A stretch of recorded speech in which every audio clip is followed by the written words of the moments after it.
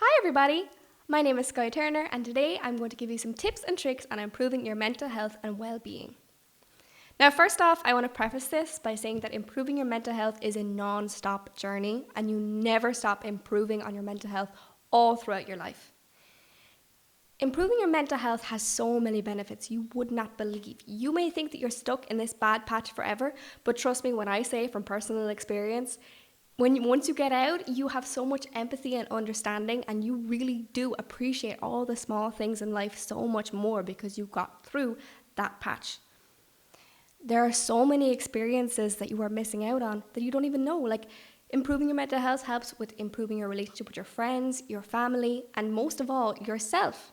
You will have an improved life overall once you put in the effort to try understand your feelings and your emotions and make your life better. So I'm here to help you with that today.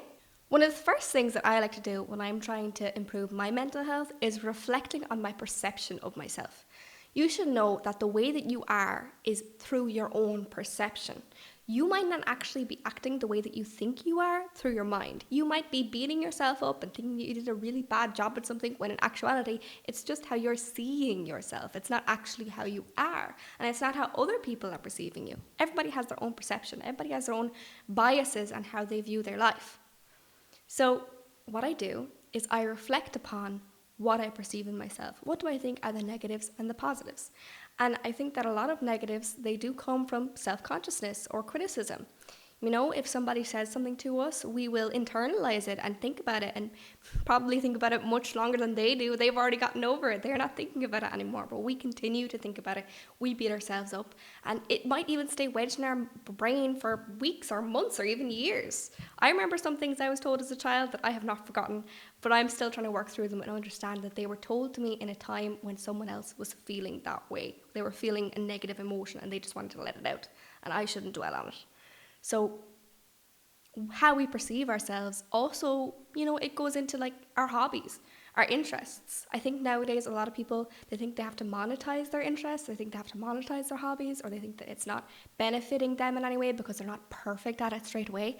But the truth is, if you're doing something that you enjoy, that's good enough. If you're doing a hobby or an interest and you don't see yourself as very good at it, you're probably actually really good at it. You just don't know, you don't understand. Because everybody has their own different strengths. Everybody has their own unique talents that they have to work on. And if you just work on improving your confidence in them, that can really do wonders into improving how you actually do and how you perceive yourself, because you're probably much better at it than you think you are.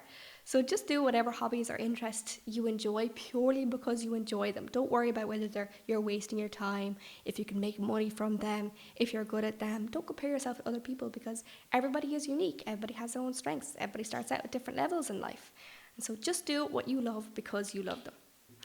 A really important thing to remember, probably one of the most important, is that you are the priority.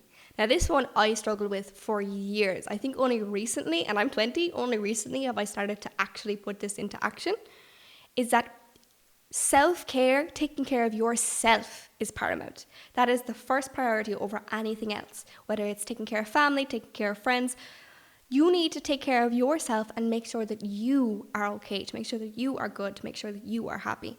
So say you have a lot of stressful things going on, say you have a college essay or something to do and your friend needs help as well, make sure you've done your own first. Even if your friend is getting on to you, needing help, you need to make sure that you're good first. Otherwise, that is going to leak out into your life and it's going to make you worse because you're just going to keep on getting worse and worse and not being able to catch up with the things and make yourself feel better.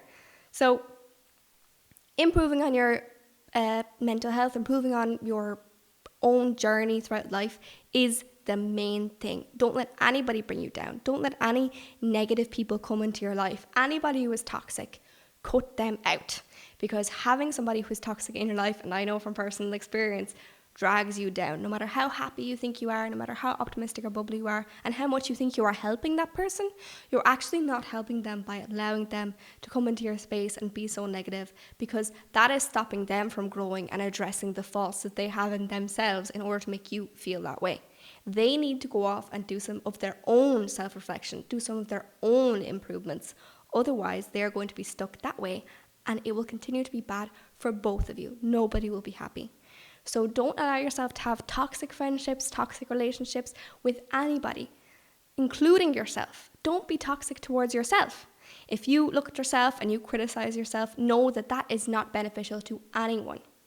That doesn't benefit anyone, least of all yourself.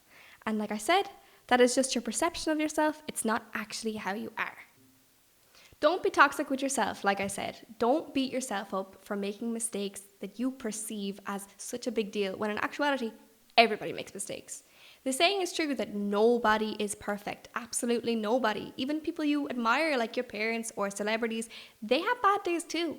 They have reactions where they look back and they go, oh, I wish I didn't react that way. They have regrets. Everybody does. It's only human.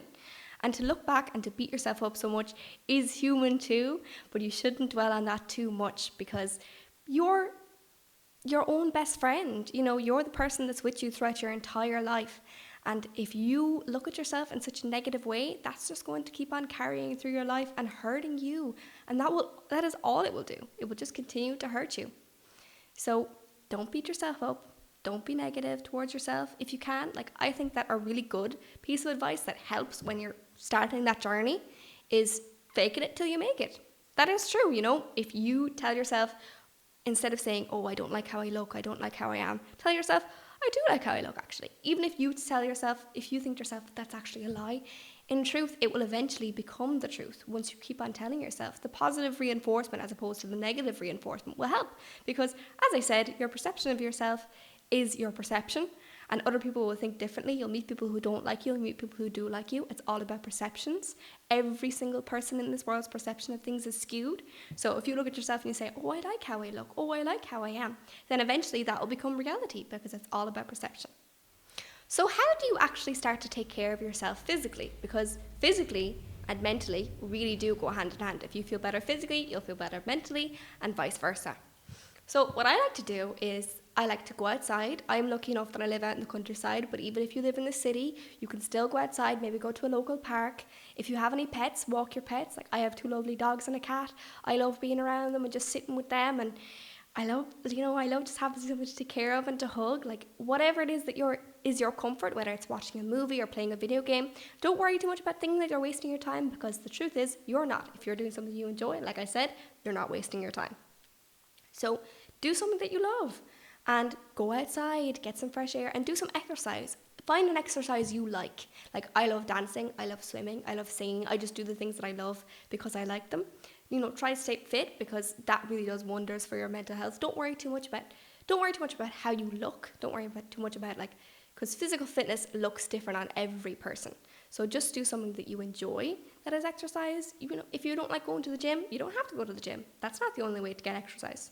You can do dancing, or you can do yoga. There's lots of different things. Just find a form of exercise that you enjoy, and that will do wonders.